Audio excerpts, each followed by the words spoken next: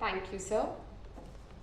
May I now request Professor Dr. Ruhi Paul, Registrar, NLU Delhi, to felicitate our conference partner, Mr. Vaibhav Varun, Managing Director, Aviakul, on behalf of NLU Delhi.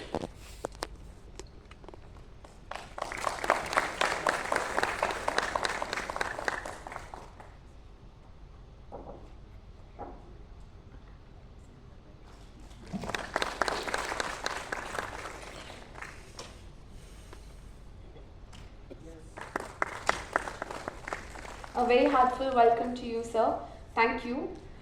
Now I'll call upon our VC sir for the welcome address. Ladies and gentlemen, on the dais, Professor Dr. G.S. Bajpai, our Vice Chancellor, NLU, Delhi.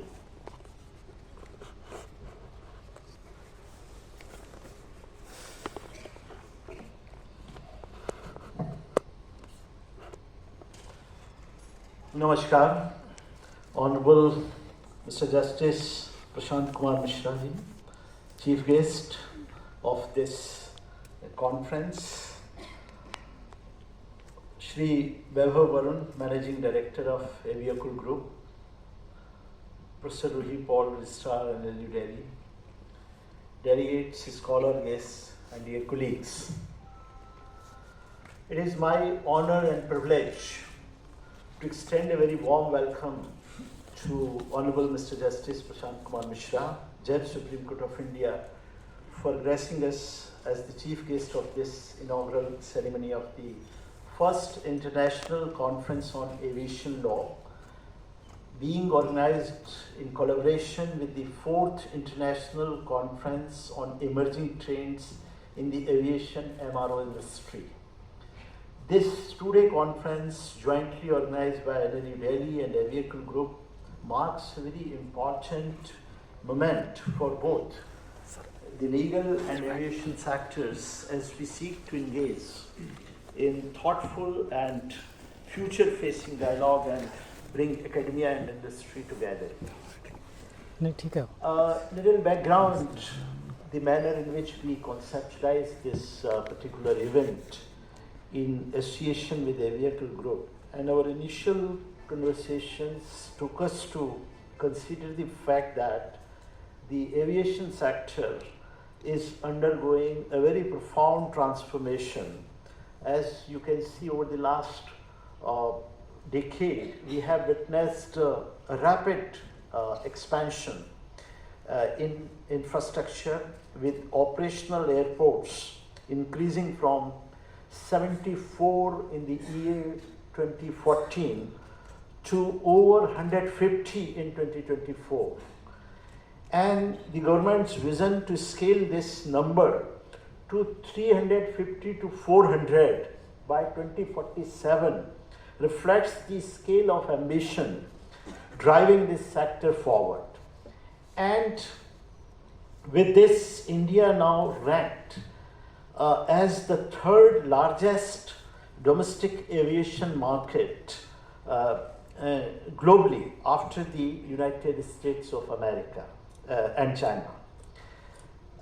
India's strategic geographic location between major global markets it amplifies the importance as aviation hub.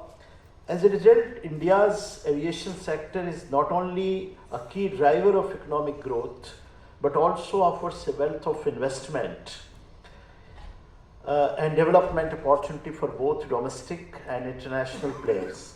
Sustainability and green aviation is also emerging as a central priority, with major airports such as Delhi, Mumbai, Hyderabad and Bangalore achieving carbon neutral status. And the policy support front, the reforms like 100% FDI allowance in MRO sector, the Udan regional connectivity scheme, the initiative such as Digi Yatra reflect a growing focus on efficiency, accessibility and passenger experience. The establishment of facilities like C295 aircraft manufacturing unit demonstrates India's intent to reduce dependence on external providers and support indigenous capabilities.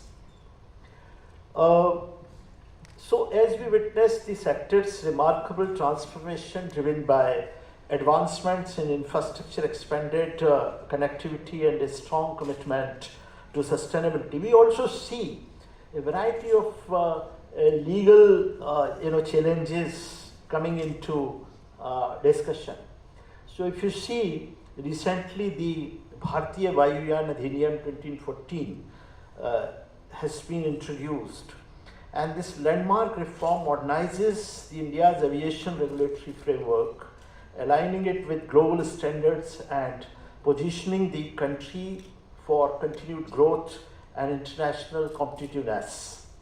So this act now supersedes the colonial era Aircraft Act of 1934, and it aims to regularize various aspects of aviation operation, and it places significant indigenous manufacturing, supporting India's Make in India and Atmanirbhar Bharat initiatives, as well as aligning the country with global aviation conventions.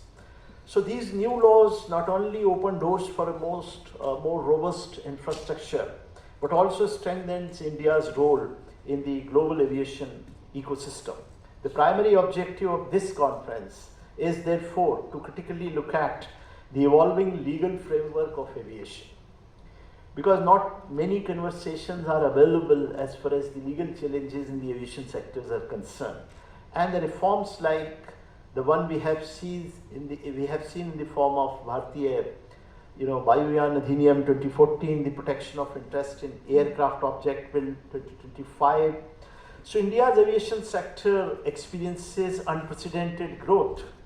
These reforms are poised to significantly shape the industry's future trajectory. The conference will serve as a very important platform for in-depth discussion on various key topics, including aviation law, international airspace regulations, aircraft leasing, cybersecurity, and dispute resolution mechanisms. The conference will also explore a range of pressing themes, including regulatory challenges and opportunities, India's vision to become a global hub for aviation leasing.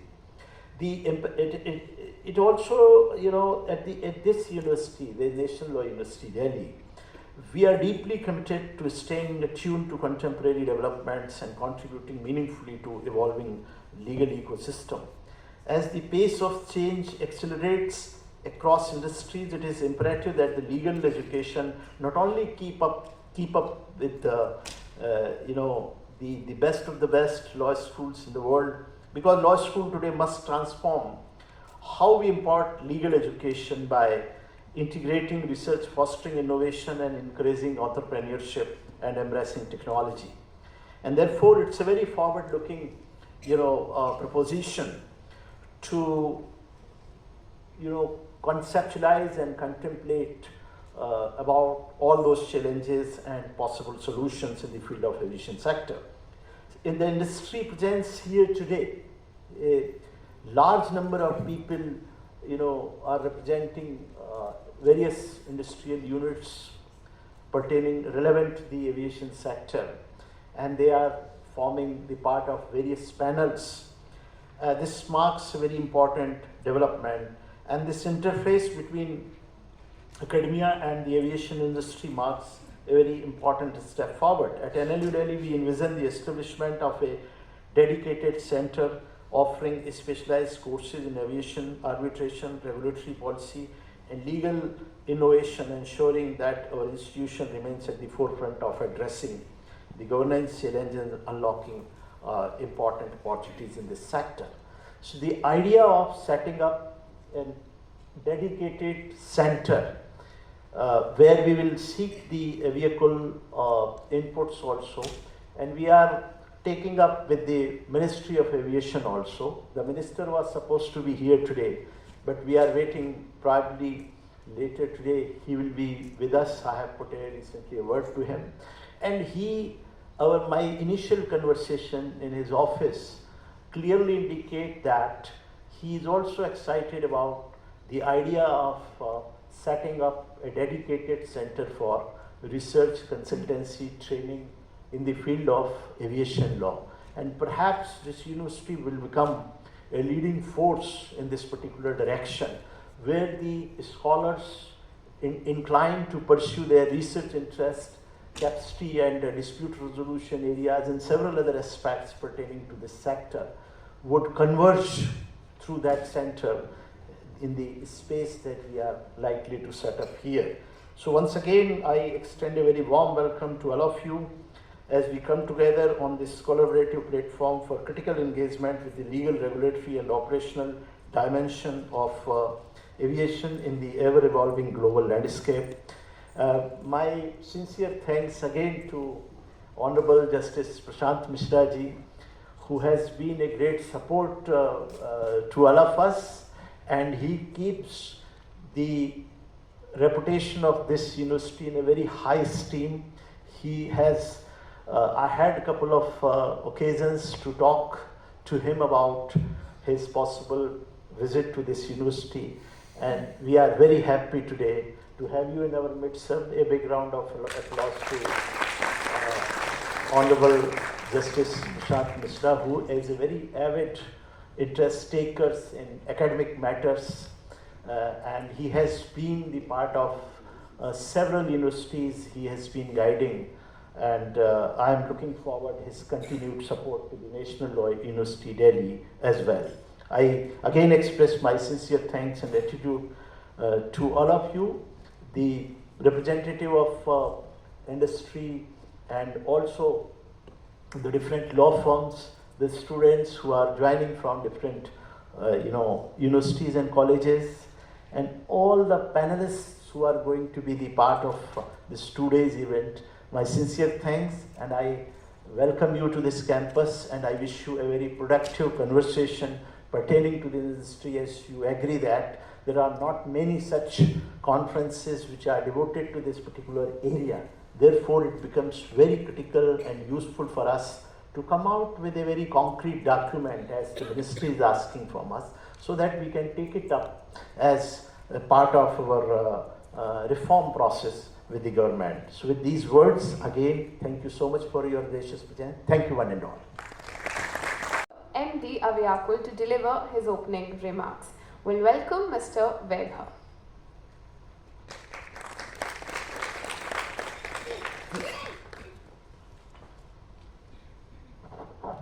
Very good morning to the esteemed panel that is sitting here, Professor Dr. G.S. Bajpai ji, Honorable Justice Prashant Kumar Mishra ji, Professor Ruhi Paul ji. I would welcome all of you, all the delegates who took out their time to come here. Now, in this panel, I represent the engineering side. It's 3/4 legal and 1/4 engineering. So I'm going to talk a little bit about the engineering side of this conference. Whenever an aeronautical engineer gets into the design process, as Dr. Kalam rightly quoted in his book, Wings of Fire, what is the inspiration? You look at a bird, you see how it flies, and then you discover, okay, it flaps, it generates a thrust, continues, makes a motion in the sky, it changes the direction, this, that, blah, blah. And all the years of our engineering, we have this dreamy world that we should make an aircraft which goes 4 times the speed of sound, it should fly this height, that height, everything. And up until my final years of engineering, I thought that this is the world of aviation, that we can design whatever we want and it will probably work. Until I came to the real life and I noticed that there is one basic difference between a bird taking flight and humans taking flight. Birds don't have legal boundaries. Birds are capable of flying, taking off, landing wherever they feel like. They can carry any payload they want and nothing is restricted. However, in the human side of it, not a single decision can be made without taking the legality into consideration. Take, for example, when you design something as simple as a drone, up until 50 kilogram, it's considered a drone. The moment it crosses 50 kilogram, it becomes 50.1, it's considered an aircraft. And automatically it comes under the purview of the Aircrafts Act 1937, which now obviously is replaced by the new rule that the ministry is bringing. So that was my founding idea behind doing such a conference, to have this rare occasion where engineers and lawyers could collaborate and produce something fruitful for the aviation industry. That is why we have this 2-day conference. The number one is the first international, I think the first of its kind, the conference on aviation law. And second, as we have been doing it in the past, the conference Emerging Trends on Aviation MRO Industry. So I'll not take up much of your time. I think we have very interesting panels lined up ahead. And as and when the confirmation comes from the Minister Office, we'll update you shortly. So thank you so much, and big thanks to the entire team of NLU for letting us do this conference, for supporting us all the way. If I go on naming the people, it's a big list, so probably I'll reserve it for my vote of thanks. Thank you so much for being here. Thank you, all of you. Next up, I will humbly request our chief guest of the inaugural ceremony, Honorable Mr. Justice Prashant Kumar Mishra, Judge, Supreme Court of India, to deliver his inaugural address. Ladies and gentlemen, let's welcome.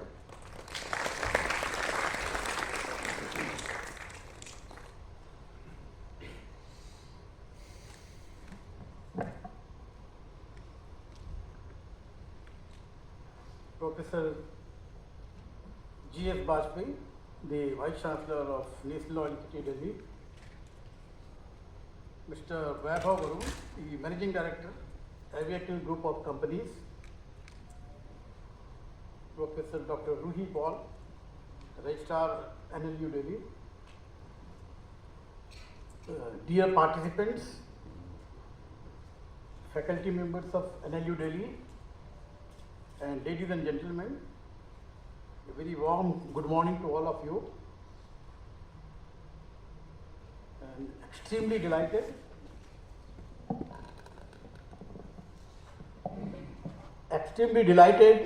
to be here as part of this first international conference on aviation law ever organized in our country. The elevating excellence in aviation law through competency, policy and innovation will be discussed throughout today and tomorrow. As we know,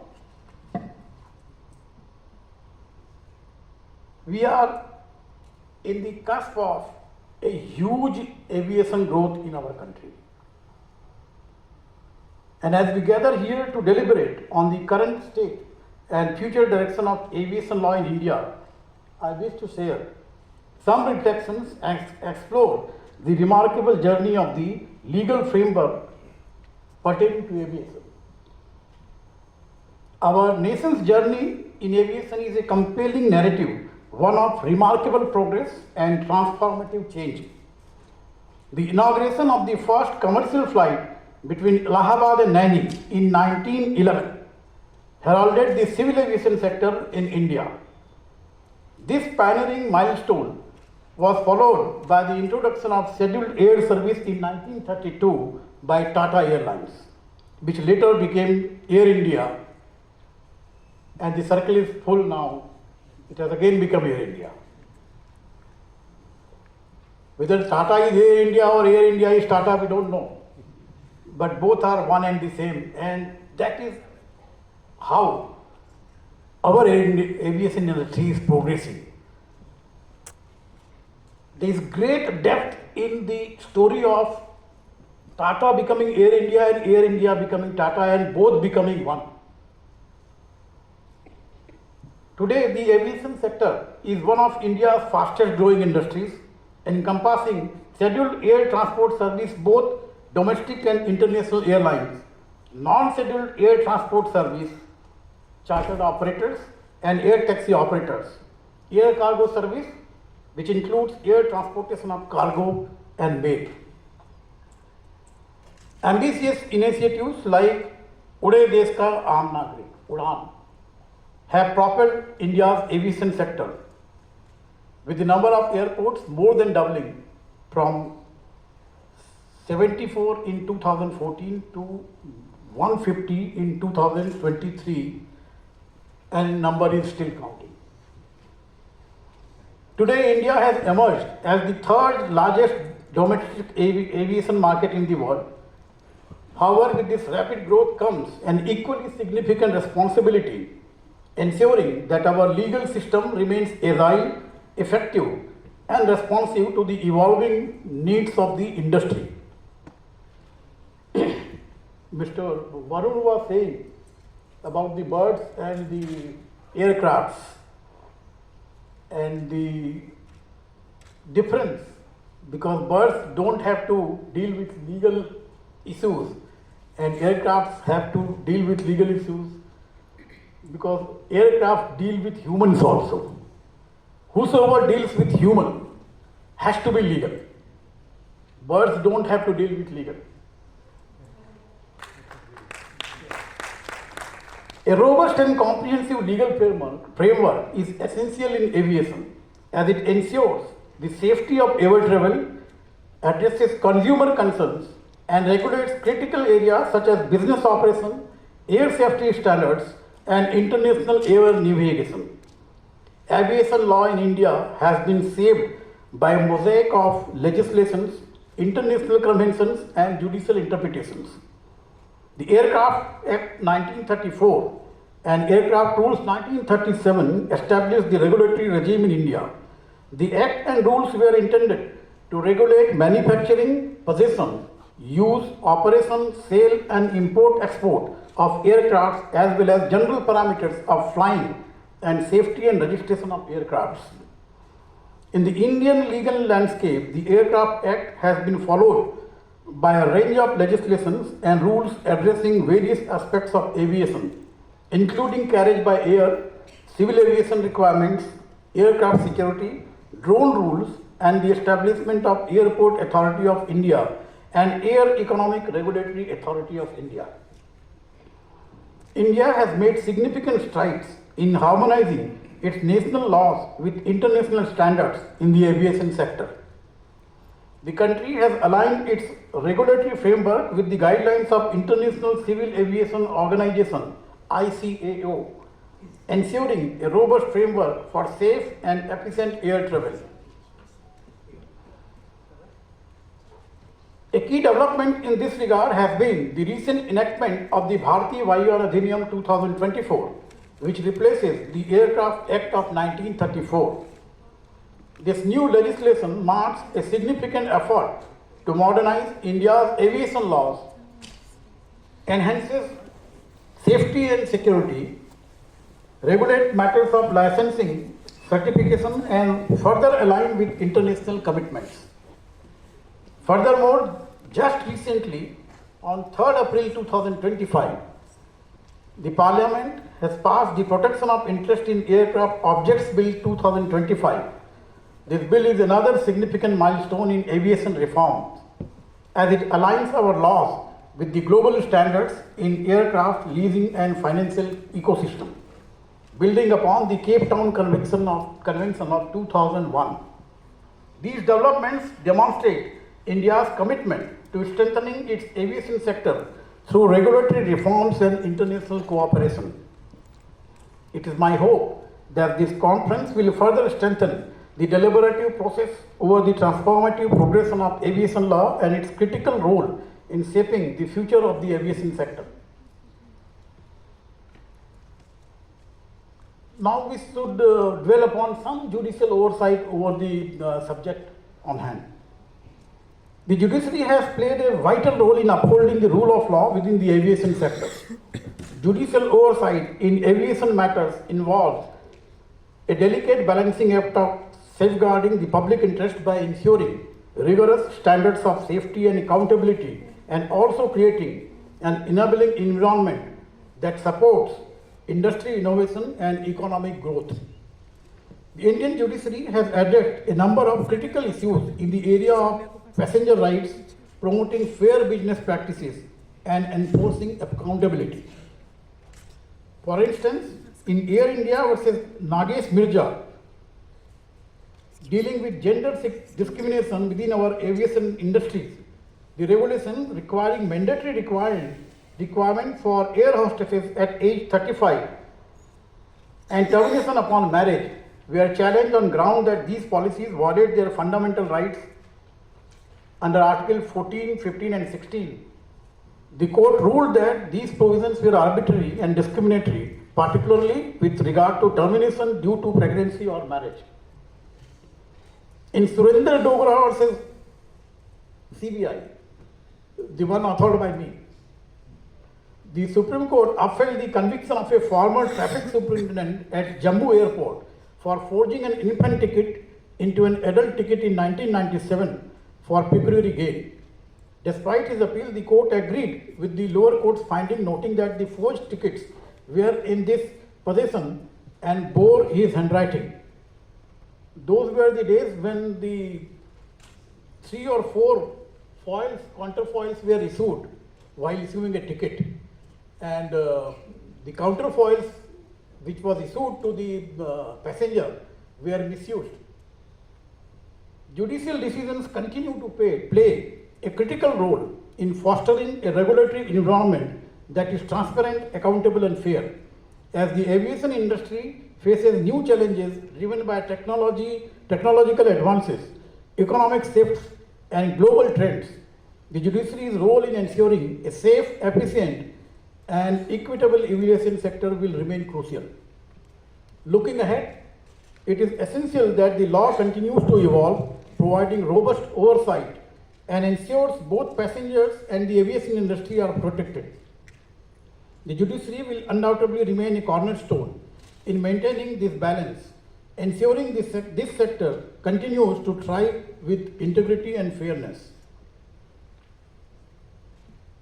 There are some challenges and there are emerging issues while we progress to become a robust aviation industry, one of the best in the world.